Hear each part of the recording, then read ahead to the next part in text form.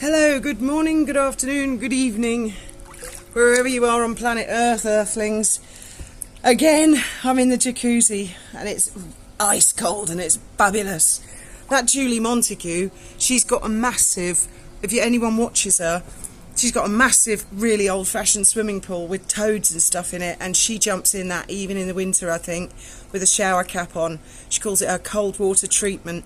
Don't think I could do that in the winter. This video is again to explain about the time travel. This is by special request of Butterfly Blue and Annie. Hello, Annie. Because when we did it before, and I will try and keep the phone still because another lady said, "Oh, I can't cope."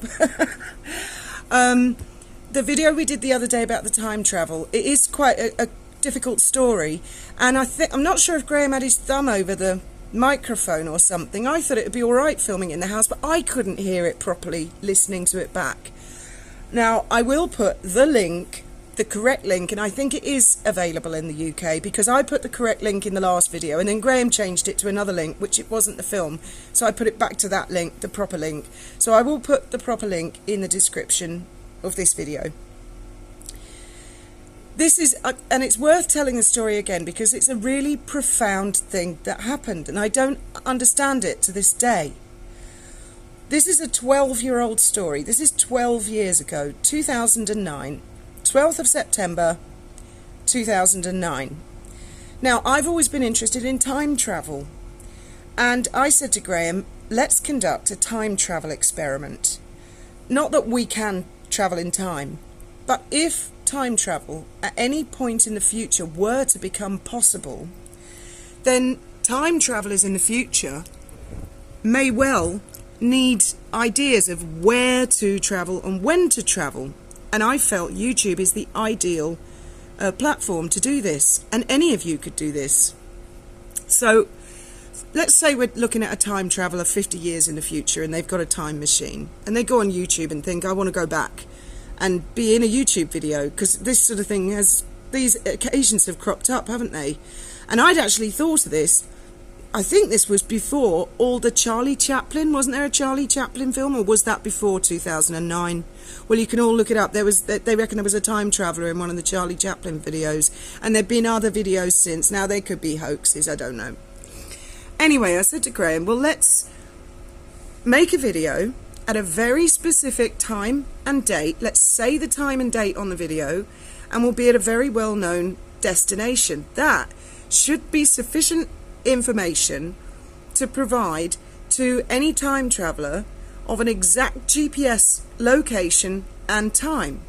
Now, if time travel is possible, a time machine would not only need the coordinates, the GPS coordinates, they would also need to know where planet Earth was at that moment in time, because we're in a different place all the time that's rotating and it's moving.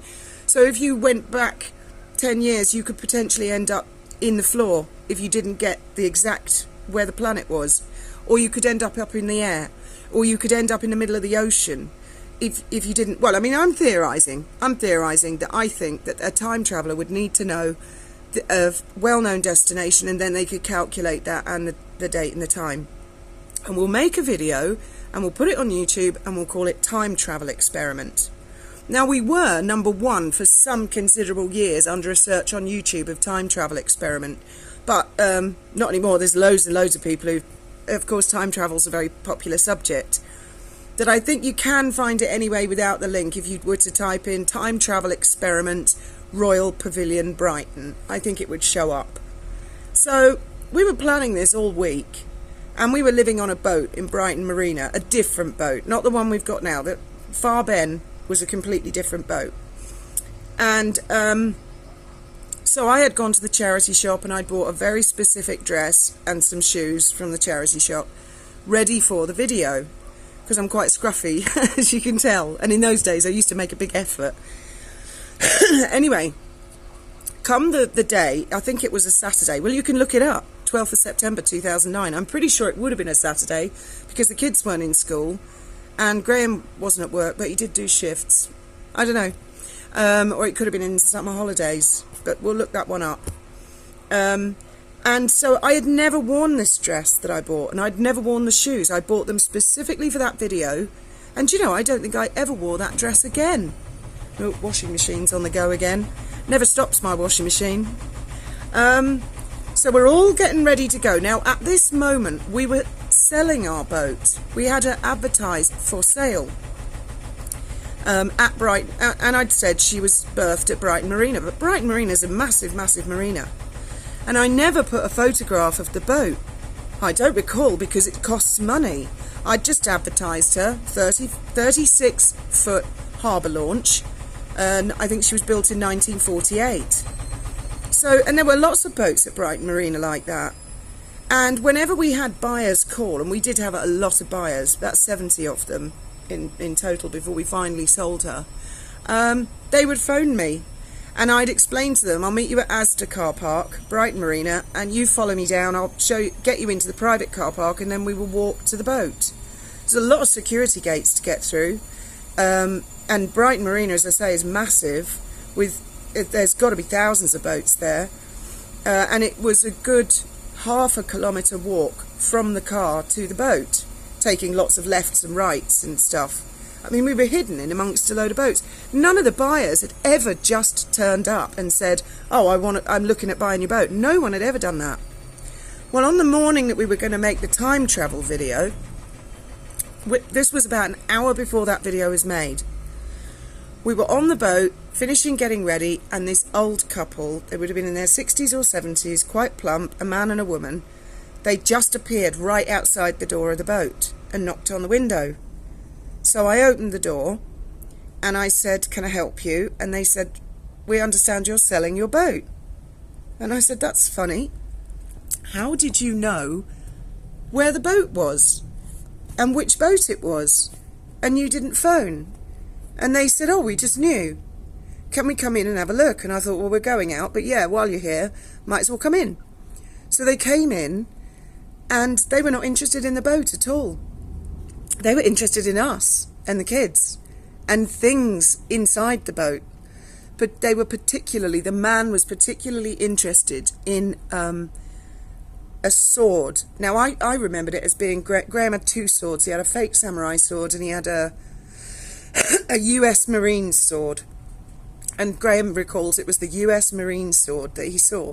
Now, we had these on display, and they ultimately ended up in a lot of videos because Graham had done a lot of home video footage, as you've probably seen on his channel.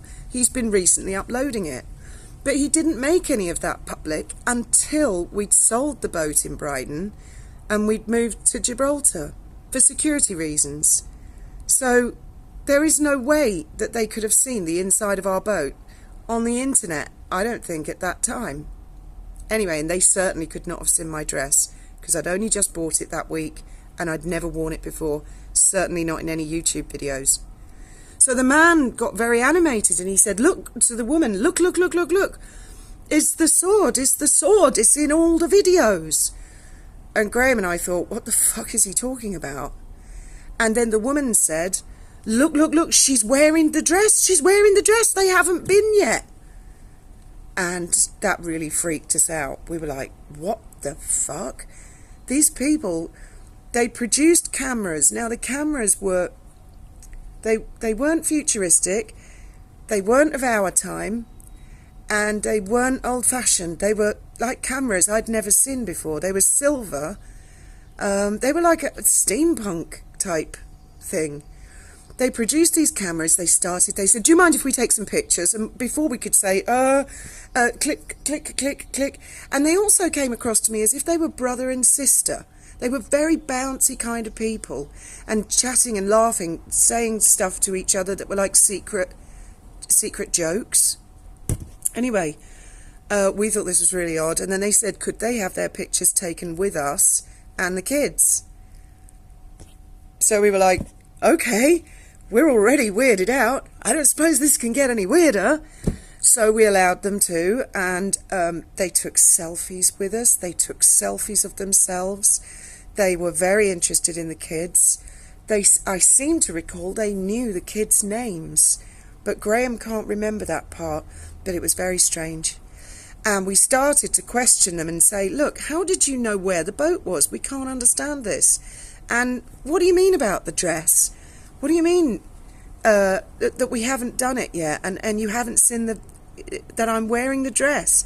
And and there was a clock they were interested in. Graham was big into collecting clocks.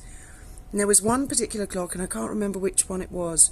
He did have one that was a presentation from the Lady Astor, a silver clock. And I think it might have been that one, but I can't be sure about that. I mean, I'm going back 12 years, but it's stuck in my mind. Who the fuck were these people? Anyway, as soon as we started to really interrogate them, they left. And I seem to recall the women saying, oh, we must let you get on. We must let you get on. Like they knew. Like they'd seen the video that we had not yet made. They had seen it in the future. And they'd travelled back in time about an hour before we made the video, so they could meet us before we went to make the video. And it was, we'd been planning it all week. We knew we were going to go there. And I say the time on the video. Now, the old 12-year-old video, the film quality is terrible. And the sound even worse. But at the beginning, what I'm saying is, and you can see I'm wearing this necklace, is we're outside the Royal Pavilion in Brighton. It's the 12th of September 2009. It's a such and such a time, and we're about to do something incredibly naughty. We're going to go into the Royal Pavilion and we're going to film inside, which is not allowed. And if they catch us, they're going to go mad. And Graham had a little hidden camera in a pen. It looked like a pen, and he had it in his jacket to film because it's a big no-no. They wouldn't allow anybody to film in there. No, I love the Royal Pavilion. It's like one of my favourite places on planet Earth.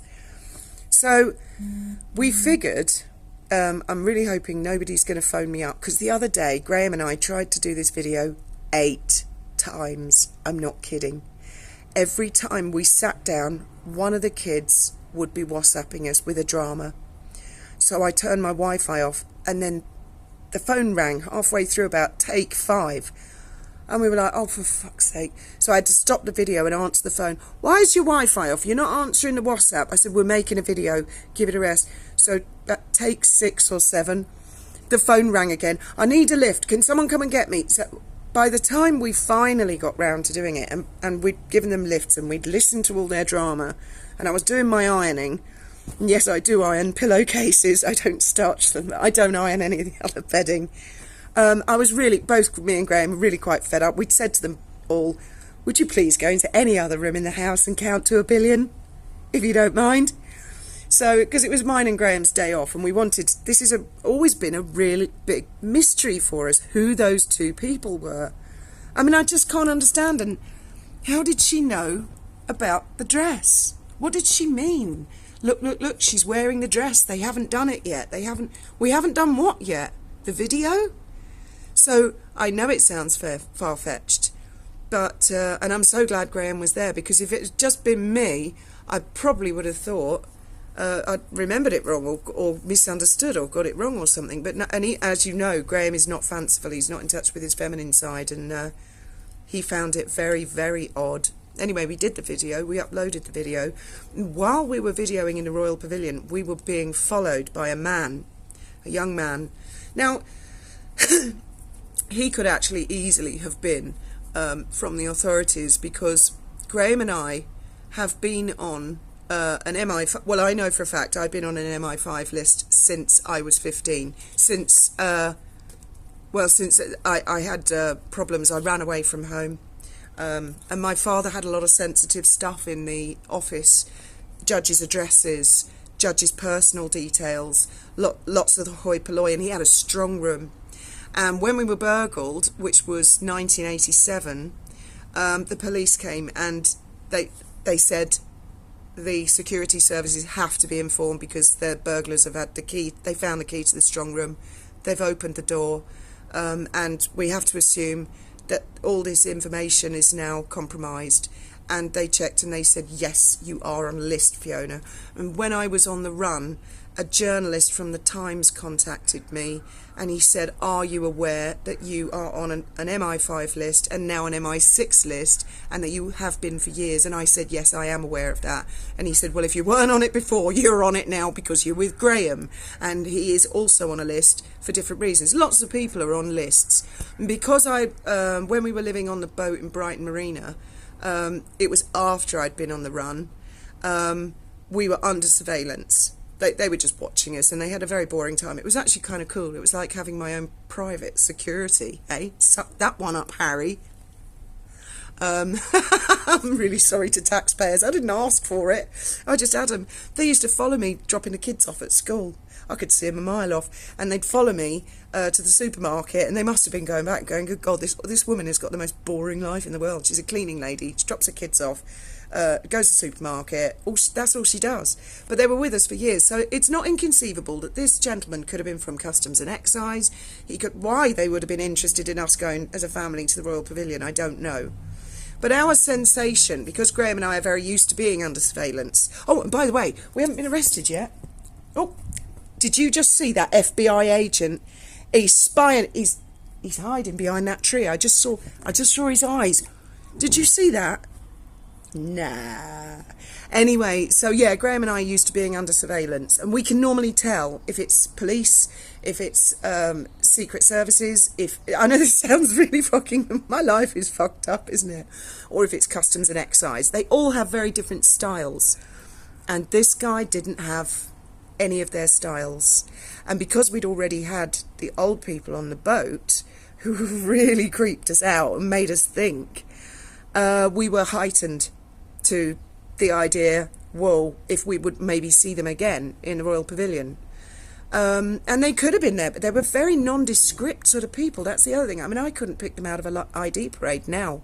I can him, because he's in that video, and you can see, because by the time he'd followed us all around the Royal Pavilion and we came out the other side, unlike everyone else who just wandered off, he continued to watch us, and he was leaning up against a wall. And I said to Graham, do us a favour and surreptitiously get some pictures of him. By this time we weren't in the Royal Pavilion, so Graham was using his camera, not the pen. And he got some pretty clear shots of this guy. So perhaps this guy is Customs and Excise. Perhaps he is MI6 Special Branch. I don't know. I don't think so. That was one weird-ass day. And I'm really glad we did it. And do you know what? I think we'll do another time travel experiment, because Gibraltar is a very, very well-known location. We could do that. I mean, you give me some ideas. What could we do? What message could all of us, I mean, all of you guys as well, what message could we send to a time traveller? And then I'll upload it, and we'll make a video, all of us as a team, because it absolutely fascinates me. And if time travel is possible, then that could explain an awful lot of weird stuff that happens in not just my life, but a lot of other people's lives. I mean, a lot of you have put comments of really strange stuff where you've lost time for hours. I have read every comment, and it's fascinating. And there must be an explanation. As far as science is concerned, and people who poo-poo these ideas, we don't know everything yet about science. We just don't know. And it's very arrogant of us to think that we do. Can you imagine if we had a time machine and we went back to cavemen and we showed them a lighter or a torch or something simple like that, or just did some simple physics experiments, made a baking soda and vinegar volcano for them? They'd freak, wouldn't they? Because they don't understand. If you read in the Bible, and I'm not getting religious here, but there are things in the Bible, descriptions of dragons, descriptions of spaceships. Now, if you put yourself in the shoes of someone in biblical times, they wouldn't know how to describe a spaceship. It was a chariot of fire in the sky, you know. It's very interesting. And I'm a bit of a nerd, actually. In fact, I'm a member of a lot of groups like nerd.com, because I like all that sort of shit. Anyway, theories, questions, ideas for a time travel experiment. Let's have some fun for once.